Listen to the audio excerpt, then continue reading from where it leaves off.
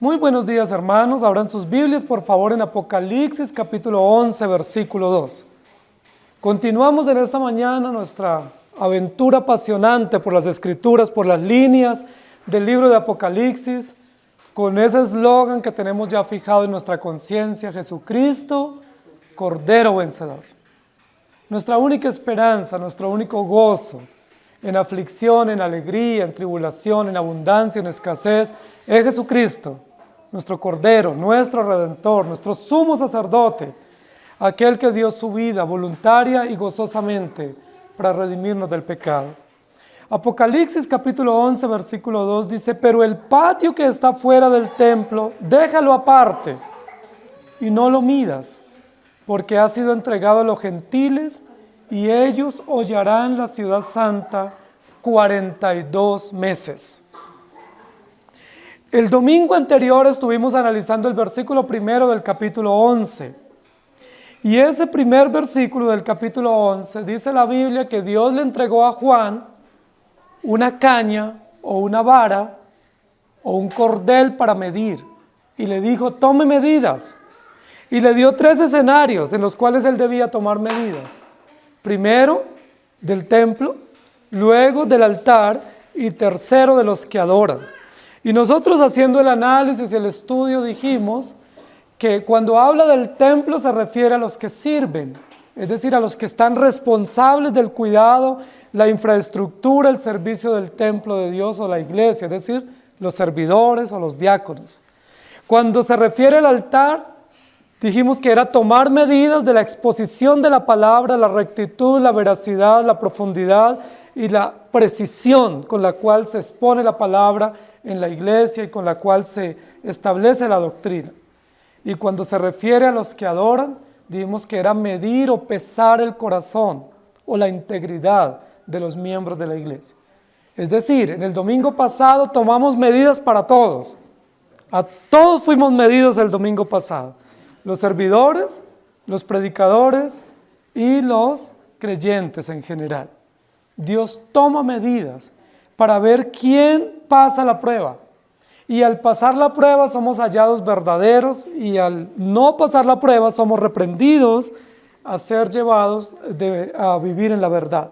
El versículo 2 continúa el tema y dice: pero el patio que está fuera del templo, déjalo aparte, no lo midas, porque ha sido entregado a los gentiles que lo hollarán por 42 meses.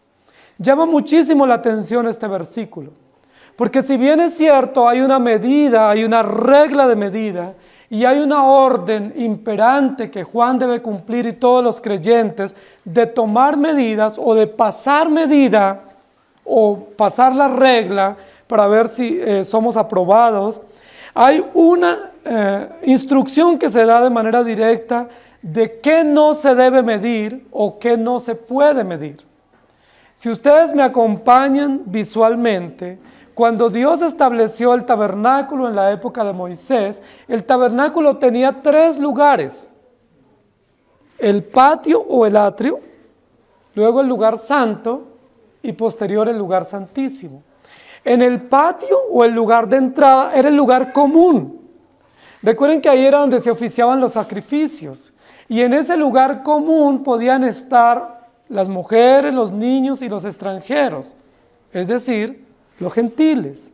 Ellos podían entrar, presenciar y participar del acto mismo de los sacrificios.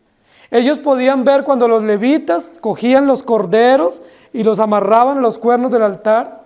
Ellos podían ver cuando los sacerdotes oficiaban los sacrificios o la muerte de los sacrificios o los corderos. Y ellos podían ver cuando los sacerdotes recogían en una taza la sangre en la base del altar y la depositaban en unos tazones y luego la llevaban al lugar santo. Todo eso lo podían presenciar, ¿quiénes?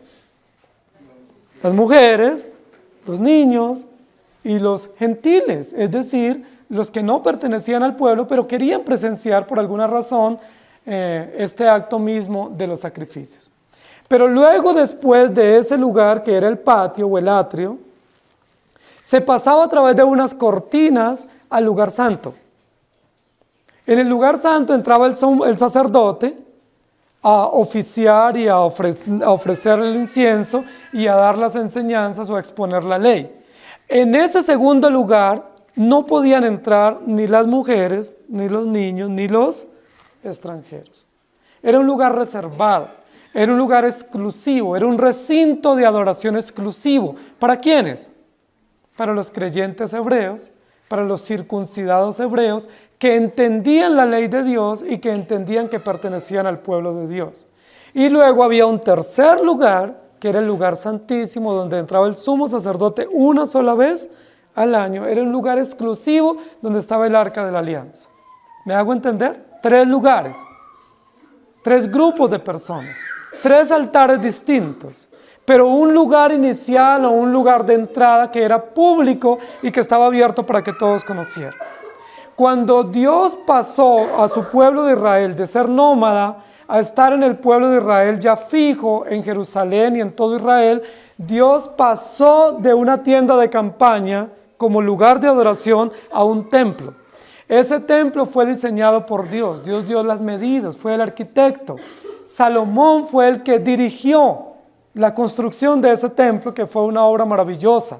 Pero ese templo ya tenía solamente 2 lugares.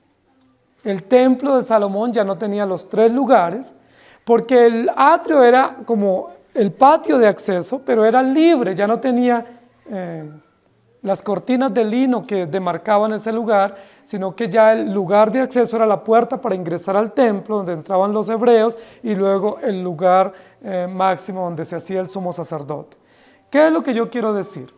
Cuando el templo se construye, ya no hay un patio delimitado, sino que el patio está abierto.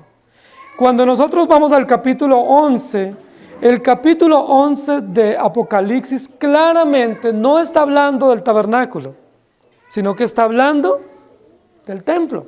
Lo dice en el versículo 1, levántate y mide el templo de Dios. Y luego en el versículo 2, pero el patio que está fuera del templo, es decir, no está hablando de Israel cuando era itinerante, cuando era nómada y tenía una tienda portátil, sino de Israel cuando estaba estable en la nación y tenía un templo. Pero recordemos lo siguiente, cuando Dios le da esta instrucción a Juan, el templo de Salomón ya había sido destruido. ¿Recuerdan quién lo destruyó? Nabucodonosor. Nabucodonosor había destruido el templo que había construido el rey Salomón. Pero recuerden que luego con Zorobabel se reconstruyó el templo. Zorobabel, Esdras y Nehemías reconstruyen un segundo templo. Ese segundo templo también ya había sido destruido. ¿Se acuerdan quién lo destruyó? Tito, ¿cierto? Y Vespasiano fueron los 2 emperadores que participaron en el año 70 en la destrucción del segundo templo. Algunos dicen que era el tercero porque había sido remodelado por Herodes, pero realmente fue remodelado, no construido de nuevo. Entonces estamos hablando de un segundo templo ya destruido en el año 70. Si nosotros afirmamos lo que hemos dicho, que el libro de Apocalipsis se escribió al final del primer siglo, es decir, entre el año 95, 98 del primer siglo, el segundo templo ya había sido destruido. Es decir, cuando Juan recibe la orden de tomar medidas, ¿de qué debe tomar medidas si el templo ya no existía? Ya lo explicamos el domingo pasado.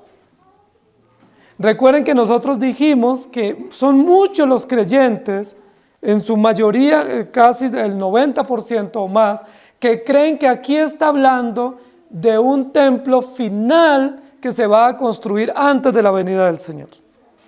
Son muchos los creyentes que dicen, aquí Dios le está diciendo a Juan que tome las medidas de un tercer templo que se tiene que construir en Jerusalén antes de la venida del Señor. Es decir, Jesucristo no va a venir, según dicen ellos, hasta que no se construya una réplica del templo de Salomón real, como Dios le dio el diseño en los libros primeros de la Biblia, antes de la venida del Señor. Nosotros dijimos hace 8 días, primero que no hay textos bíblicos que nos permitan afirmar eso. Es decir, no hay una profecía donde nos diga que antes de venir el Señor, en su venida final de juicio, va a ser construido o reconstruido el templo. Primero eso. Segundo, desde el año 70, Jerusalén ha sido invadida por extranjeros. Y al ser invadida por extranjeros, la dominaron los musulmanes, los hinduistas, los budistas, y hoy, hace 19 siglos, hay construida, unos 16 siglos, perdón, hay construida en Jerusalén una mezquita de musulmanes. Es decir, en el lugar donde estaba el templo de Salomón, ahora hay una mezquita donde se rinde culto a Alá y no al Dios verdadero.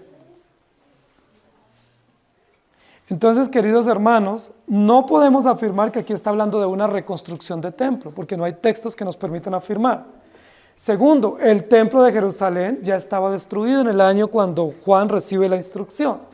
Entonces ya nosotros dijimos hace 8 días que aquí evidentemente está hablando no del lugar físico de adoración, sino que está hablando de la adoración que se le tributa a Dios, y del corazón, y de la disposición del corazón. El templo es el corazón porque la Biblia dice que Dios ya no habita en templos hechos de manos de hombres, sino que Él habita en el corazón del creyente. Ya vimos que hay 2 tipos de grupos que están adorando a Dios. Primero, los que adoran en el templo, es decir, los que adoran en espíritu y verdad. Aquellos que tienen como regla de medida exclusiva la palabra de Dios. Aquellos que se han sometido por la gracia de Dios al escrutinio del Evangelio y a la norma precisa de la palabra de Dios para la medición de sus vidas o para pesar sus corazones o sus acciones. Versículo 2, pero el patio que está fuera del templo, déjalo aparte. La pregunta que nosotros tenemos que hacernos es, luego la vara que recibe Juan para medir, ¿no sirve para medir todo? ¿Hay algo que es imposible que Juan y los creyentes puedan medir con esa vara precisa del Evangelio? ¿Por qué se le ordena a Juan de manera categórica diciéndole, pero el patio que está afuera, déjalo aparte? No lo midas, no te ocupes de él, no te preocupes de él, no lo midas. ¿Cuáles serán las razones para que se le dé esa orden y por qué Juan recibe esa instrucción que debe cumplir? En primer lugar, nosotros tenemos que recordar que cuando la Biblia habla del patio que está afuera, ¿quiénes estaban en el patio normalmente? Los que no tenían el permiso o los que no tenían el derecho de entrar legítimamente al templo. Es decir, aquellos que ritualmente no estaban purificados, que ritualmente no tenían el permiso porque no habían sido consagrados a Dios y no podían participar de la adoración pública. Si ustedes se dan cuenta, estamos hablando de 2 pueblos, unos que están adentro y son aceptados y otros que están afuera y no son aceptados en el templo. ¿Me hago entender? El texto está hablando en el primer momento de algunos que están en el altar, es decir, que aman la palabra, que tienen servidores y tienen instructores y discipuladores y que se congregan voluntariamente en el templo y se han sometido gozosos y voluntariamente a la norma de la palabra. ¿Esos cómo se llaman? Los creyentes, la iglesia, los miembros del pacto. Aquellos que Dios ha redimido por gracia y que no solamente son espectadores en el patio viendo los sacrificios, sino que han dado por gracia de Dios, no por voluntad propia, un paso más al frente y han entrado al templo. Es decir, han sido admitidos en la adoración pública a nuestro Dios. La medida exacta y precisa es para ellos. Pero el patio que está fuera del templo, déjalo aparte. Es decir, imposible para Juan medir lo que está fuera del patio. Y es evidente, ¿por qué? Porque en el templo de Jerusalén y en el templo de Salomón, el patio era un lugar público, abierto. Era como dijéramos hoy un parque municipal o una plazoleta municipal. Era un campo abierto. No era como en el atrio del tabernáculo, que sí tenía medidas precisas y tenía un lugar de acceso o una puerta de acceso. Es decir, era imposible medir. ¿Por qué Juan no podía ni debía medir el patio o el atrio? Porque lo va a decir más adelante, porque allí estaban o moraban o habitaban o permanecían los excluidos. Y yo quiero que nosotros notemos esto, porque con mucha frecuencia solemos tomar la medida del versículo primero y pensar que esa medida tenemos que aplicársela a los que están afuera. Y ese es un error. Y es lo que Juan nos está diciendo acá y el Señor nos está previniendo. Cuando Dios nos dice, tome medidas, las medidas ¿para quién se toman? Para los que están dentro. Él no dice, coja la medida y aplíquese a la que va pasando. ¿Por qué no se le puede aplicar al que está pasando la medida? Porque él está excluido, porque él está fuera, porque él no está llamado para rendirse voluntariamente a la medida o a la norma que Dios nos ha dado para medir la precisión o para medir el peso del corazón. Y eso es coherente, pero es en el error que nosotros comúnmente caemos. Cuando nosotros sabemos cuál es la medida, nosotros rápidamente usamos la medida para aplicársela al de afuera, es decir, al incrédulo, al que no es hijo de Dios, al que no ha confesado sus pecados y al que no ha reconocido a Jesús como Señor y Salvador. El Señor nos está previniendo y nos está diciendo, pues evites el tiempo de procurar salir al patio a tomar medidas. Ya sabemos cuáles son las reglas de medida, pero sabemos que los únicos que van a poder ser medidos con esa regla son los creyentes. Y a mí me gusta mucho eso porque como los seres humanos somos tan engañosos y tan pecaminosos, los creyentes también lo somos, entonces nosotros generalmente siempre cuando tenemos algo interesante queremos aplicárselo al de afuera. Por eso comencé diciendo que la prédica hoy no es para el que está a su lado y menos para el que no vino. La prédica es para usted que está escuchando. La medida es para usted. La regla es para usted y para mí que estamos oyendo y escuchando conscientemente. No es para el que está pasando. ¿Por qué? Porque él está excluido, él está fuera de. El texto dice, pero el patio que está, como dicen sus Biblias, el patio que está fuera, que no hace parte del perímetro, que no hace parte del área del santuario, que no hace parte del lugar donde se congregan los que adoran voluntaria y conscientemente, no lo midas. Saben, hermanos queridos, uno de los errores pecaminosos que hemos cometido y que tenemos que confesar es que andamos juzgando permanentemente a los incrédulos. Y no nos corresponde esa tarea. Andamos aplicándole la norma a ellos y juzgándolos y sentenciándolos y dictaminando para ellos y contra ellos, cuando la medida es para los hijos. La medida no es para los de afuera.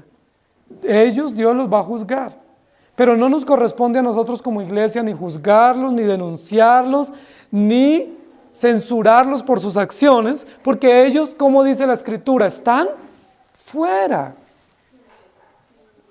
¿Se acuerdan la mujer sirofenicia cuando va y le dice, Señor, por favor, hazme un milagro? Y el Señor le dice, no está bien tomar el pan de los hijos, ¿recuerdan? Y darlo a los perrillos, no está bien. Y hay otro texto donde dice, no echéis las perlas a los cerdos. ¿Por qué? Porque ellos no las valoran, no las aprecian, porque a ellos no les interesa. Si tú sales y le dices al impío, eso que está haciendo está mal, ¿él qué va a decirte? Ese es mi problema, ese no es su problema, así que no se ocupe de lo mío. Eso es problema mío, yo vivo mi vida como quiera, ¿o no? ¿Por qué le preocupa mi vida? Porque para él no tiene valor lo que nosotros creemos, porque las reglas de medida que nosotros hemos aceptado por la gracia de Dios son reglas que Dios nos ha dado, pero para ellos no tienen valor. Para ellos los principios, las normas, la ética, la moral, la fe que nosotros profesamos, para ellos no tiene ningún valor. Por eso las deshonran, por eso profanan los lugares públicos, por eso profanan los símbolos que nosotros tenemos. ¿Por qué? Porque como dice el texto, ellos están fuera. ¿Y la regla de medida para quién fue dada? Para los que están dentro. Yo creo que aquí el texto nos está llamando la atención y es para que nosotros miremos un poco hacia adentro y no miremos tanto hacia afuera. Porque la tendencia que tenemos todos los seres humanos es mirar siempre hacia afuera. Nunca nos pasa a nosotros, siempre le pasa a los demás. Yo no soy tan malo como los demás. Mis hijos no son tan malos como los suyos. Y esa es siempre la tendencia que tenemos. ¿Qué es lo que dice el texto? Si usted va a medir y si usted aceptó esas reglas de medida, pues aplíquelas para usted primero y aplíquelas para su casa primero y no pretenda aplicárselas o imponérselas a los demás y mucho menos a los que están fuera. Y ahí el Señor ya nos pone en perspectiva correcta, ¿cierto? Como Jesús le dijo a los que acusaron a la mujer adúltera, ¿recuerdan? Que todos iban con unas piedras listos para disparar. Y el Señor le dice, está bien, ok, el que esté libre de pecado, lance la primera piedra. Y recuerdan cómo terminó la escena, ¿cierto? Así que comenzó un desfile del mayor al menor, diciendo, todos somos culpables. ¿Qué es lo que el Señor nos quiere decir en esta mañana? Ustedes y yo somos pecadores. Dios nos dio una regla. Y ante esa regla, nosotros tenemos que reconocer que no pasamos la prueba ninguno. Porque todos somos pecadores. Pero segundo que nos quiere decir es, no anden con la regla aplicándosela a los de afuera. No hagamos eso. Porque ahí nos mostramos más fariseos de lo que ya somos. Y más malos de lo que ya somos. Como juzgando y censurando y denunciando a los de afuera. A ellos hay que profetizarles. Como terminó el capítulo 10, profetízale a ellos, es decir, hábleles de Cristo, pero no les aplique la regla, no les ponga la medida, no les tome medidas de sus actos, porque si perdemos nosotros, ¿cómo más ellos? A los incrédulos hay que predicarles el evangelio, pero no pasarles la regla, porque no es para ellos la regla. Pero el patio que está fuera del templo, déjalo aparte y no lo midas. ¿Por qué no se debe medir? Porque afuera están los excluidos. Los excluidos. Y Dios no nos ordena. Como ancianos nosotros no tenemos ninguna injerencia en cuanto a disciplina o en cuanto a llamados de atención para los que están fuera. La responsabilidad de los ancianos es llamar la atención ¿a quiénes? A los que están dentro. La responsabilidad de nosotros como padres es corregir ¿a quiénes? A nuestros hijos, no los hijos del vecino. No nos corresponden ellos. Es nuestros hijos. La responsabilidad de nosotros como esposos es velar por nuestra esposa y por nuestro hogar, no por lo que no se nos ha delegado. Y eso es interesante porque la Escritura nos muestra pasos correctos y modelos correctos. Pero el patio que está fuera del templo, déjalo aparte. Es muy probable, el texto no lo dice, pero casi que pudiéramos pensar que cuando a Juan se le está dando el libro y esa vara de medir, Juan enseguida está pensando, qué bueno, ya me voy para el parque a predicar y a tomar medidas. Y el Señor le dice, no, un momento, es que no es para los de afuera, es para los que están dentro. Entonces no pensemos que esto que estamos aprendiendo hoy se lo podemos aplicar a otro. No, eso es para nosotros. No nos ocupemos de los que están fuera porque ellos están excluidos. La única ocupación que ameritan los que están fuera es predicarles el evangelio, no juzgarlos, no condenarlos, no denunciarlos, sino sencillamente predicarles el evangelio, porque esa es nuestra responsabilidad y así lo dice el texto. Luego continúa el versículo diciendo, porque ha sido entregado a los gentiles. Como Dios nos da razones, aunque Él pudiera reservárselas, Él nos da razones, le va a decir a Juan, ¿por qué no debe tomar medidas del patio? Y dice, porque el patio ha sido entregado a los gentiles. ¿Quiénes son los gentiles? Pues para el contexto hebreo serían los no judíos. Pero nosotros sabemos que en el contexto de la narración del libro de Apocalipsis y en el contexto del Evangelio, los gentiles son los no creyentes. Es decir, todos los que son incrédulos o los que no reconocen a Jesús como Dios y Salvador, ellos serían los llamados aquí en este texto, los gentiles. Entonces, ¿quiénes están afuera del templo? Los gentiles. ¿Por qué no entran? Porque no han sido llamados, porque no es el tiempo y porque están excluidos.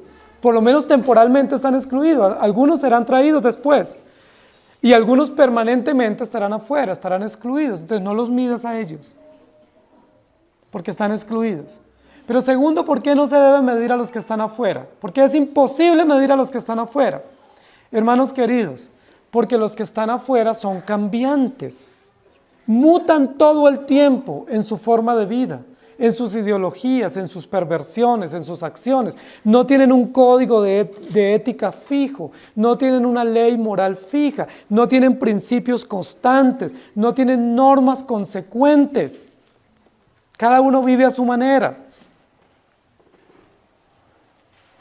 Es imposible medir a alguien así, a alguien que muta todo el tiempo, a alguien que un día está de una manera y otro día cree otra cosa. Es imposible medir. ¿Por qué? Porque la regla es precisa, es objetiva y es absoluta. ¿Cómo se mide al incrédulo?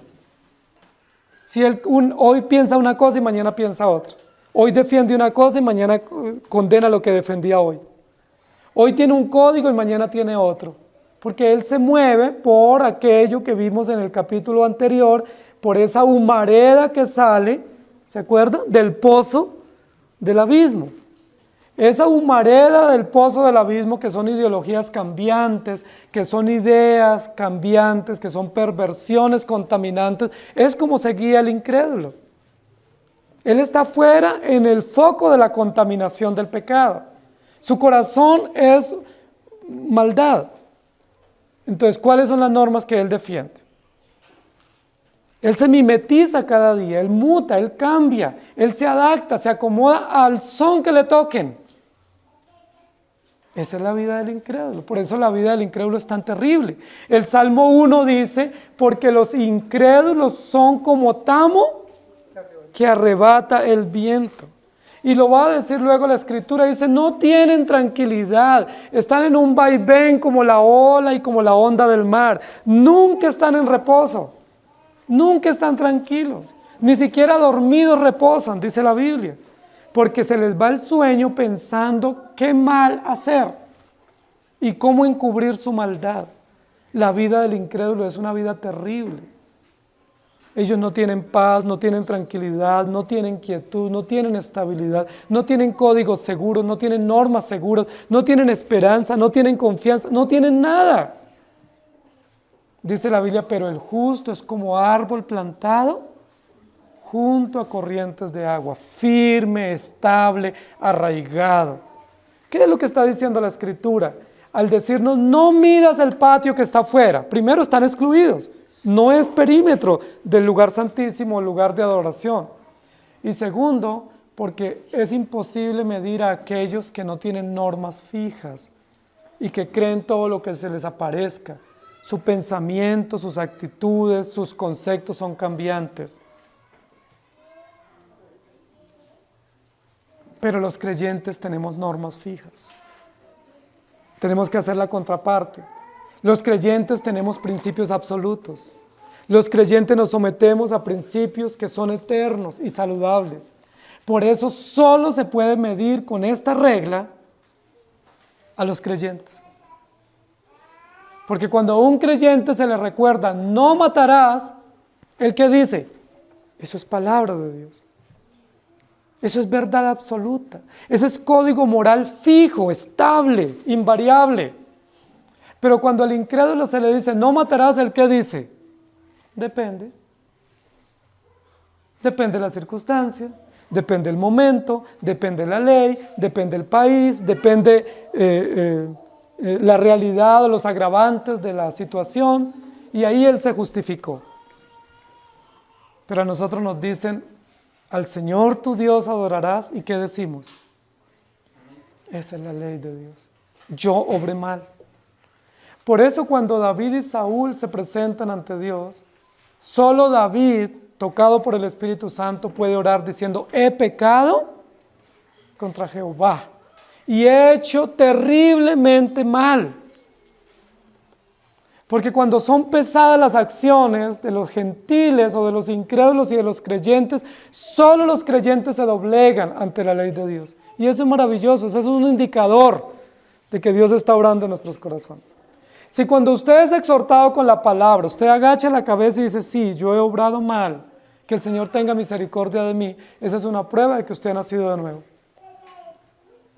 La prueba no es que no peque, la prueba es que ante el pecado y ante la confrontación usted inclina su cabeza y usted diga, sí, yo he obrado mal, ¿qué debo hacer? Ayúdenme, oren por mí, acompáñenme, disipúlenme, corríjame, póngame la norma que sea, yo he obrado mal. Pero el incrédulo, ¿qué dice? Y lo seguiré haciendo. No me causa rubor, no me aterroriza nada, porque yo no tengo Dios ni tengo ley. Por eso dice la Biblia, la regla es para los que están dentro, porque los que están afuera son cambiantes. Sus códigos, sus normas, sus leyes son cambiantes. Todo el tiempo se cambian. Nosotros tuvimos una constitución que duró bastante vigente en nuestro país, muchos años, cerca de 200 años vigente, una constitución que no tuvo que ser modificada. Pero como estamos en una época cambiante, se hicieron cambios, se logró cambiar esa constitución y al poco tiempo de haberse cambiado ya nos dijeron que había que volverla a cambiar.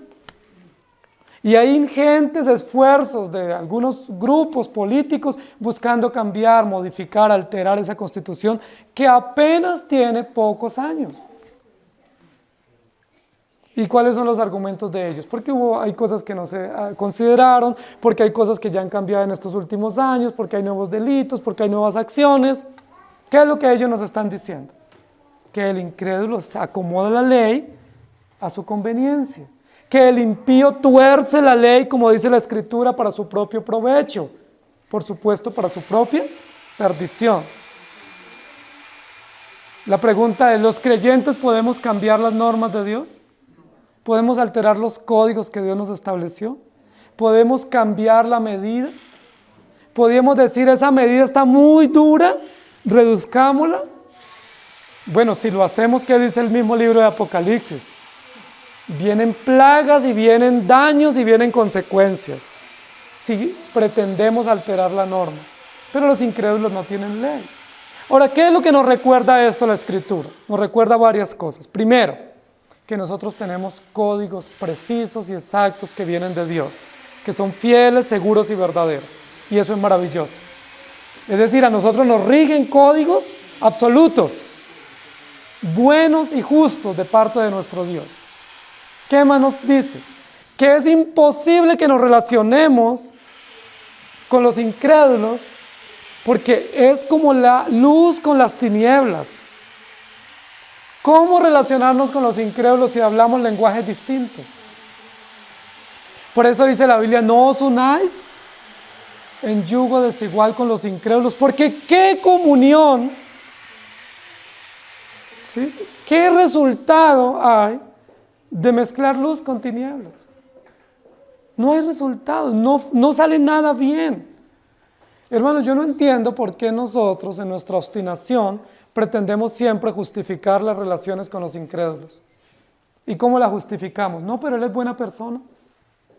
Pero él me dijo que era bueno. Pero él me dijo que iba a cambiar. Pero es que esa persona yo lo conozco desde niño y es muy recto. Pero la Escritura, ¿qué dice? No os unáis en yugo desigual porque no hay comunión. ¿Por qué no hay comunión? Porque nosotros tenemos un código ético y ellos tienen otro. Porque nosotros tenemos una norma absoluta y ellos se rigen por la conveniencia. Ellos tienen una ética que se llama la ética situacional. Depende de la situación. Depende del momento, así me comporto. Depende del beneficio, así actúo. ¿Qué comunión hay? Y algunos de ustedes que han hecho negocios o relaciones con incrédulos ya se han dado cuenta lo difícil. Es tan difícil hacer negocios con los creyentes. Ahora más con los incrédulos. O tener relaciones de trabajo, de amistad íntima o emocionales con ellos, porque no hay comunión. Porque ellos están excluidos y nosotros hemos sido elegidos. no nos constituimos mejores que ellos, pero por la gracia de Dios estamos en un estado diferente. Ellos son cambiantes en su forma de pensar y obrar, nosotros tenemos leyes absolutas. ¿Qué comunión hay? Imposible medir. ¿Por qué? Porque la regla no cambia. La regla seguirá siendo la misma. Y solo pueden ser medidos aquellos que se someten al escrutinio de la regla absoluta de nuestro Dios. Es decir, ellos son unos perversos que cambian todo el tiempo. Cuando uno escucha, a veces yo le hago seguimiento a noticias, por ejemplo, de algún tipo de delitos, y cuando ustedes escuchan o hacen seguimiento a esas noticias de delitos o delincuentes o de criminales, se dan cuenta cada vez, de acuerdo a las leyes y a cómo la sociedad los persigue, ellos cómo mutan sus medios o sus mecanismos para poder lograr sus delitos o cumplir sus propósitos. ¿Y cómo lo hacen? Uno dice, pero es imposible en un país con tanta norma, con tanta cámara, con tanta vigilancia, con tantas penas fuertes, pero siempre lo van a seguir haciendo. Es decir, ellos se buscan la forma, sea legal o sea ilegal, sea con la venia de algunos que los respaldan o no. Lo cierto es que su perverso corazón no les permite someterse a reglas estables, porque ellos son cambiantes. Y por eso no tienen reposo, por eso no tienen paz, por eso están como en un tumulto, en un patio, ¿sí? Están así como en un conglomerado, ¿sí? En una amalgama de maldad, de perversión, donde no tienen quietud y reposo. ¿Dónde está el resto del pueblo? Los que no están en el patio, ¿dónde están? En el santuario, sentados, reposados, cómodos. ¿Se acuerdan cómo estaba el endemoniado Gadareno? Antes de ser liberado por el Señor, ¿cómo estaba? ¿Qué dice la Biblia? No tenía sosiego, no tenía paz, deambulaba, iba de un lugar para otro. Sus pensamientos no eran racionales, sus acciones no eran objetivas. Estaba desnudo, gritaba, vociferaba. Pero una vez el Señor lo libera, dice la Biblia, estaba vestido, sentado y en su juicio cabal. Eso es lo que hace el Evangelio. Y eso es lo que ha hecho el Evangelio con nosotros, por la gracia de Dios. Antes estábamos en ese tumulto, en ese patio, revolcándonos, en la misma contaminación del pecado. Pero ¿qué ha hecho el Señor con usted y conmigo? Nos sacó de ese patio de perversión y de confusión y nos trajo a su santuario. Y no solo nos lavó del pecado, sino que nos dio reglas precisas, valores, principios, modales, correctos, absolutos, para que vivamos para Dios. Pero Dios nos pasa medida todos los días con su palabra, para ver si nuestras acciones y nuestros modales se acomodan a aquello que profesamos y para lo cual fuimos llamados. Pero los de afuera, ¿cómo siguen? En el muladar. En el muladar, en la suciedad, en la perversión, no tienen nada que los controle. Dice la Biblia, logran con creces los antojos de su corazón. No tienen ningún medio de contención, a ellos no los atemoriza nada ni nadie. Pero llegará un día en que tendrán que presentarse ante el Señor. Y ahí, dice la Biblia, será el lloro y el crujir de dientes. Así que no envidiemos la vida de los que están afuera, porque no tienen nada de envidiable, hermanos queridos. No tienen nada de envidiable vivir sin Dios y sin ley, vivir sin normas, vivir a las anchas de su propio corazón. No tienen nada envidiable. Ellos se revuelcan en perversión, en maldad, se ensucian, se contaminan, se destruyen. Y lo que es peor, dicen, no tengo remordimiento. ¿Y por qué? No siento culpa, no me da vergüenza lo que hice. Pero el creyente, cuando hace eso mismo, el Espíritu Santo obra en él y siente dolor, siente vergüenza, se siente humillado, se arrepiente, pide ayuda, y esa es una evidencia de que él ya está bajo la regla y bajo la medida de la palabra del Señor. Tercer lugar, imposible medir a los incrédulos o a los gentiles, como dice acá. Dice, porque ellos hollarán la ciudad santa 42 meses. El texto continúa hablando y dándonos razones de por qué no nos debemos ir a medir a los de afuera. Porque primero, ellos están fuera, son excluidos. Segundo, porque son cambiantes en su perversión, no tienen principios fijos y absolutos, o modales, o reglas. Y tercero, porque ellos son enemigos del pueblo de Dios. Dice, son los gentiles los que hollarán, ¿a quiénes? A los creyentes, o a la ciudad santa, o a la nueva Jerusalén, o a la iglesia. El versículo termina diciendo, y ellos, es decir, los gentiles, es decir, los que han sido entregados a estar fuera o destituidos, hollarán la ciudad santa. ¿El patio a quién se le entregó? A los gentiles. ¿El templo a quién se le entregó? A los creyentes. La pregunta es, ¿por qué a veces nos gusta quedarnos en el patio? ¿Por qué a veces nos sentimos tan cómodos en el tumulto del patio? ¿Por qué a veces nos enredamos viniendo para el templo y nos quedamos en el patio? Si el patio es el desorden, la perversión, la confusión, el sinsentido, la locura, el delirio del pecado. Y el templo es el lugar donde hay razón, donde hay reposo, donde hay esperanza. Ese fue entregado a los gentiles, pero el templo fue entregado y diseñado para los creyentes. Y luego continúa diciendo, y ellos, es decir, los que no tienen ley, los que están fuera excluidos, hollarán la ciudad santa. ¿Ustedes saben qué significa hollar? Hollar significa patear. Hollar significa pisotear. Hollar significa despreciar, afrentar, avergonzar, humillar. Y esa es una palabra muy fuerte aquí. Porque cuando dice, ellos hollarán a los que están dentro, lo que nos está diciendo es, ellos tienen una tarea, y la tarea en la cual ellos no descansan es en pisotear, destruir, enlodar, machacar, humillar, torturar y afrontar y confrontar ¿a quiénes? A los santos, a los creyentes, a los elegidos. La pregunta es, ¿pueden ellos ser amigos nuestros? Dice la Biblia, ¿puede el incrédulo ser amigo del creyente? En ninguna manera. ¿Por qué? Porque ellos son enemigos legítimos de los creyentes. Por eso cuando un incrédulo le dice a uno, no es que yo quiero ser tu amigo, y yo te voy a tratar bien, y yo te voy a cuidar, y yo soy diferente, ¿qué es lo que él está haciendo? Logrando su propósito. Se ha mimetizado en una forma camaleónica para lograr el objetivo con una oveja desviada o con una oveja necia o rebelde que quiere apartarse del redil y quiere quedarse en el patio y no quiere entrar al corral. Eso es lo que está logrando el enemigo. Y una vez él lo logra, ¿cómo quedan los sentimientos de esa ovejita? O de ese cordero rebelde que no sigue la norma. Pisoteado, humillado, destruido, adolorido, afrentado. ¿Por qué?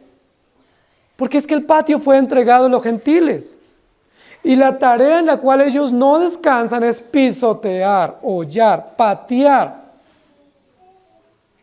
¿A quiénes? A los santos, al pueblo de Dios. Por eso la Biblia dice, no hay comunión. Ningún incircunciso entrará a mi lugar santo. No hay comunión, la luz con las tinieblas. No nos engañemos.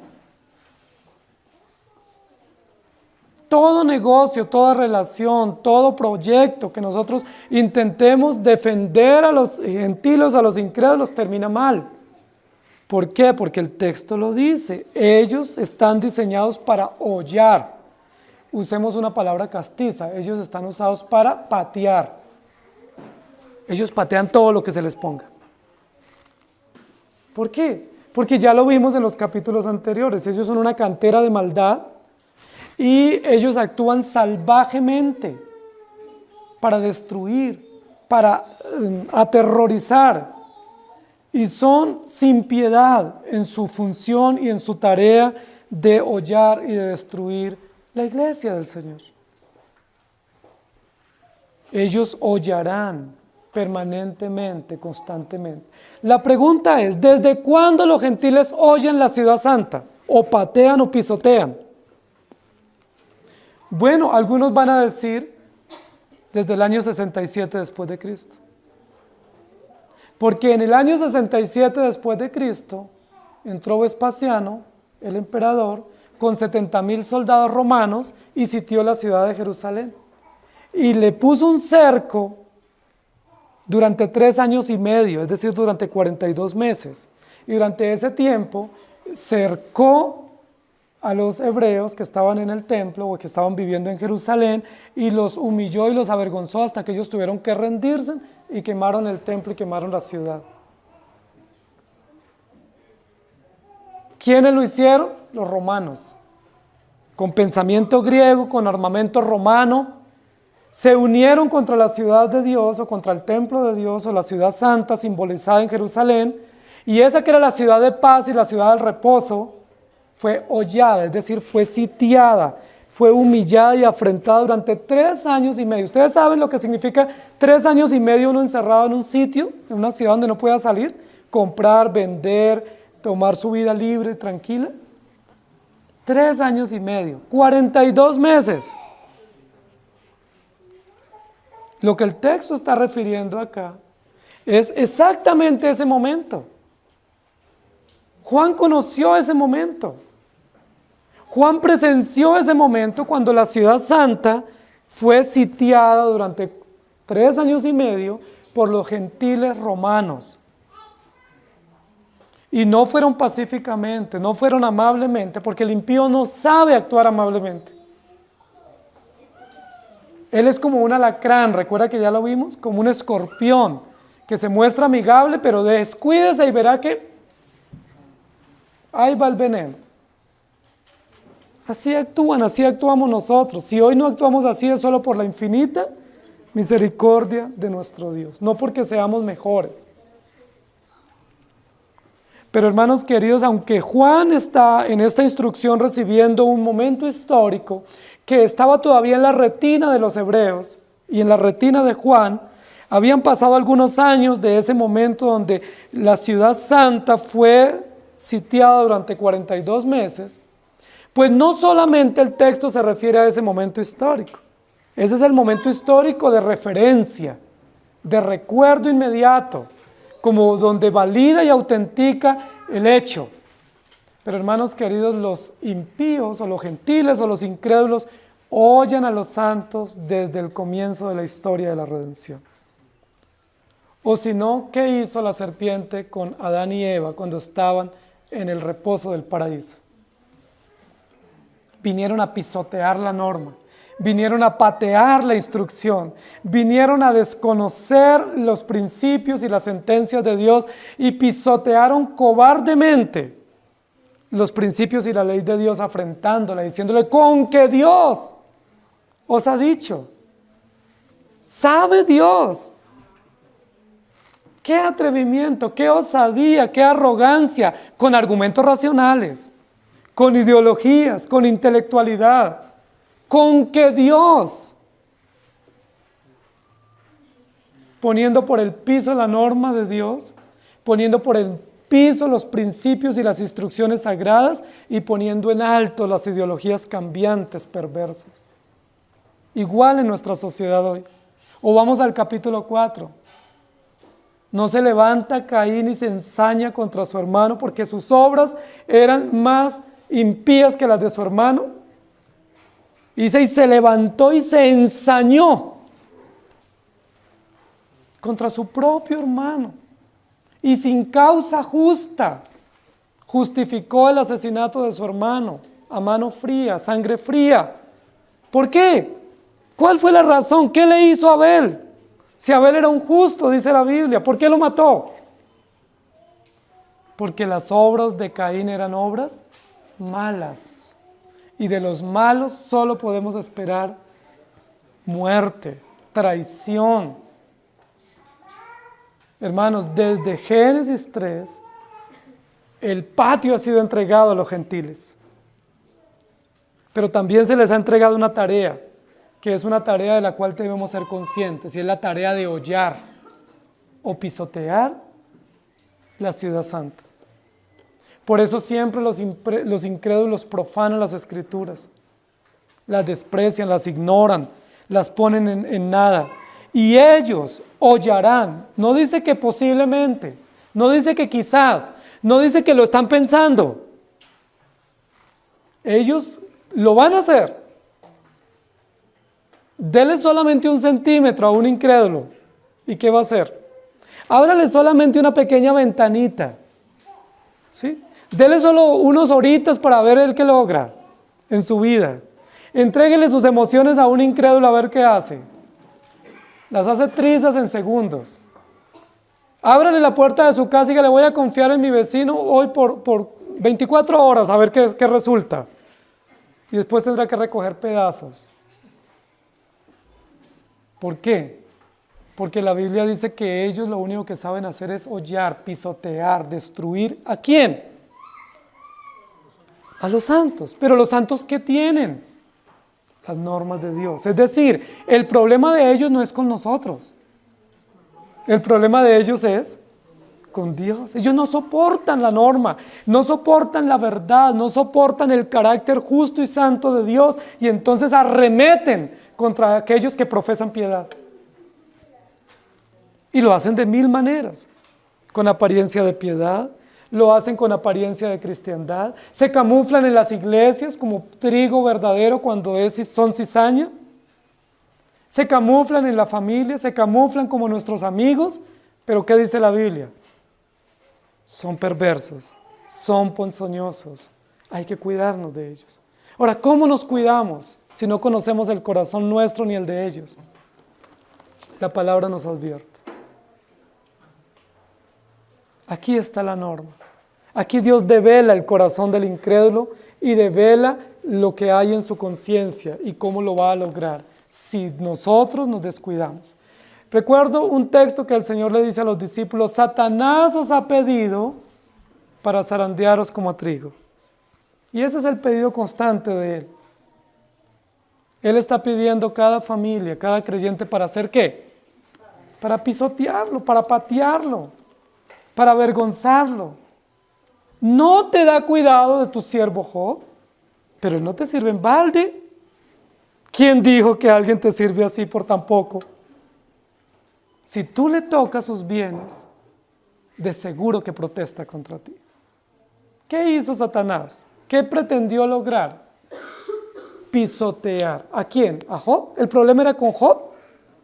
No.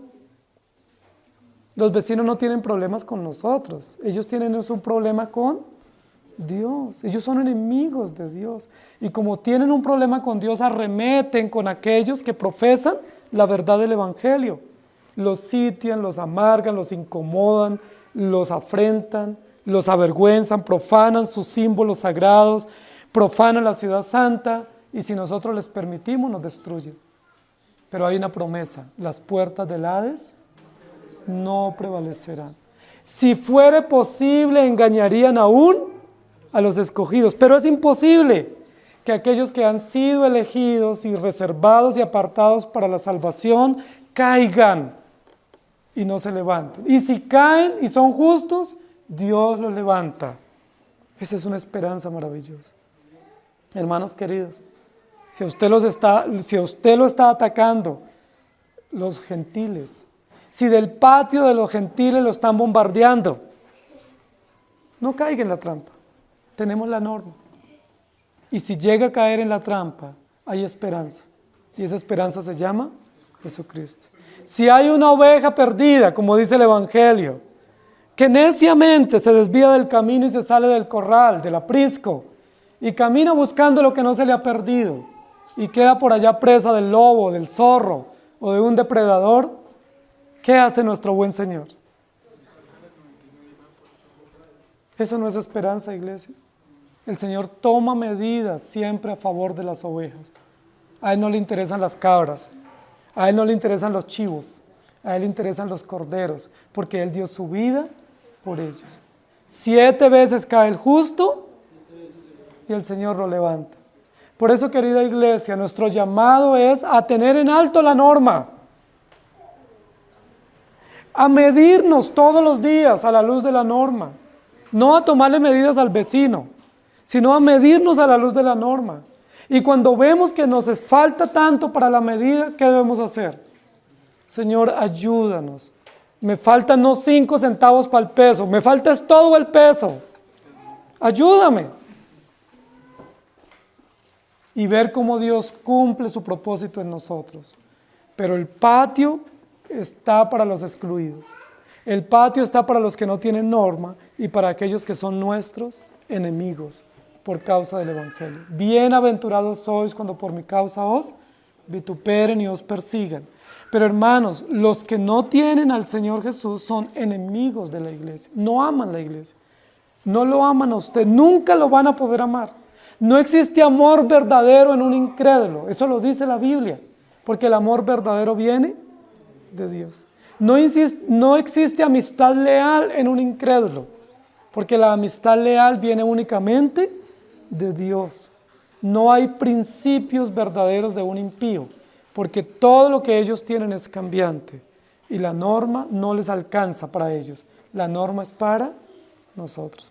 Hermanos queridos, si nosotros decimos que este texto aplica solo para el momento histórico del año 67 al año 70, bajamos la guardia. Si nosotros decimos que este es un texto escatológico, ¿sí? Y que aquí los gentiles son los musulmanes que se oponen a los palestinos y sirios que se oponen a los israelíes o judíos en el deseo de reconstruir el templo, pues bajamos la guardia porque decimos eso no nos toca a nosotros. Pero ese texto lo que nos dice es que en muchos momentos históricos realmente hubo gentiles, llámense medopersas, sirios, asirios, egipcios, romanos, griegos, musulmanes o de cualquier condición de nacionalidad que se han levantado decididamente para destruir el templo. Pero aunque logren destruir el santuario físico, no podrán destruir el santuario espiritual. La Biblia dice que María escogió la mejor parte y esa mejor parte no le será quitada. Hermanos queridos, hay que seguir tomando medidas. Tomen medidas. Ustedes tienen la medida. Tómense la medida todos los días. A ver cómo están. Y les aseguro que todos los días nos falta. Y como todos los días nos falta, tenemos que caer de rodillas y decir, Señor, ayúdanos. Ayudémonos mutuamente con el carácter cristiano a tomar medidas unos de otros y unos por otros y unos a favor de otros, dice la Biblia. Si vemos que a un hermano le está faltando, ayudémosle. ¿Qué dice la Biblia? Vosotros que sois espirituales, tomen medida con cariño, tomen medida con gracia unos de otros, para que nos llamemos mutuamente al arrepentimiento. Si nos juzgamos y nos señalamos, si nos comemos y nos mordemos de envidia, pues debemos estar en el patio mejor, pero no en el santuario, porque en el patio están los que se depredan y se destruyen a sí mismos. Los que están en el santuario son aquellos que han sido lavados por la sangre de Cristo y que han recibido por la gracia de Dios la medida perfecta, pura, inmaculada del Evangelio. Imposible medir a los de afuera, pero es posible medir a los de adentro. Imposible medir al incrédulo, pero es posible medir nuestro propio corazón. Y Dios hoy nos está midiendo. Cada vez que abrimos las Escrituras nos mide. Nosotros a veces andamos tan preocupados por los incrédulos y la preocupación debe ser por los creyentes. Nuestra única preocupación por los incrédulos es predicarles el Evangelio.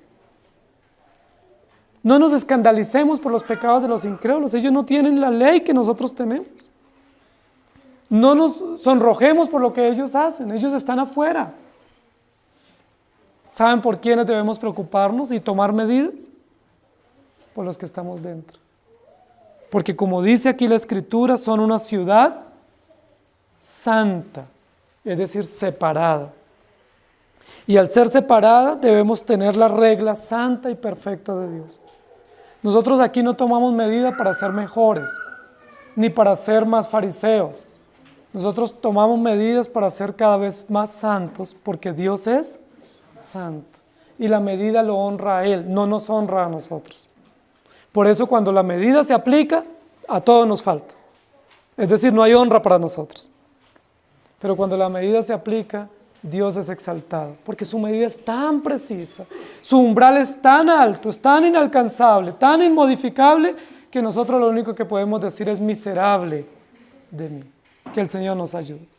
Precioso Señor, tu palabra hoy nos recuerda nuevamente que tú eres precioso y preciso y perfecto y que nosotros somos pecadores.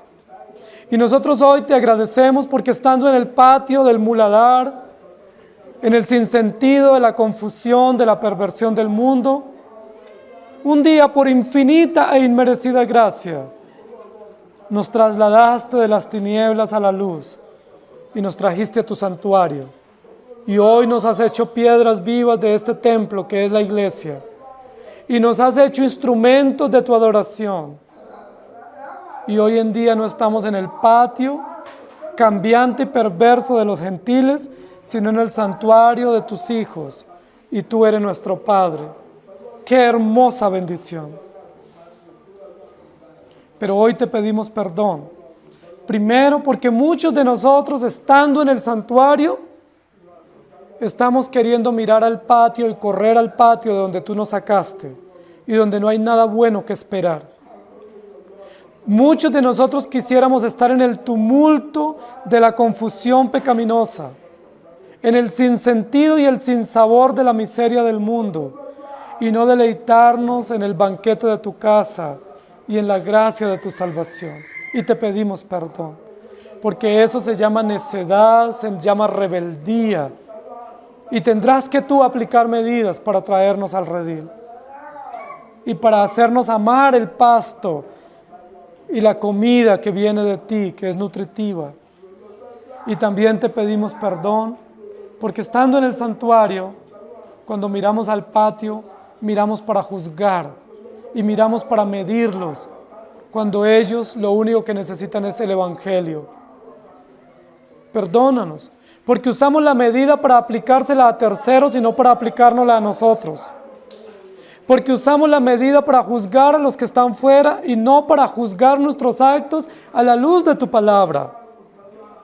Y muchos nos han denunciado que la iglesia es una iglesia cruel, que las iglesias son tiranas, que los cristianos son injustos, y por supuesto hemos usado la verdad del Evangelio para cumplir un propósito inadecuado y no para medir nuestras acciones, si son piadosas, si son amorosas y si te están honrando a ti. Y por eso te pedimos que nos ayudes. Ten piedad de nosotros, de nuestros hijos, que nuestros hijos no se salgan de la regla de medida que es tu palabra. Y que tú, por favor, Señor, nos ayudes a construir hogares, a construir relaciones, a instruir hijos, a ver la iglesia fundamentada en la roca inconmovible que eres tú y tú el arquitecto. Ayúdanos, Señor, en Cristo Jesús. Amén. Señor les bendiga, iglesia.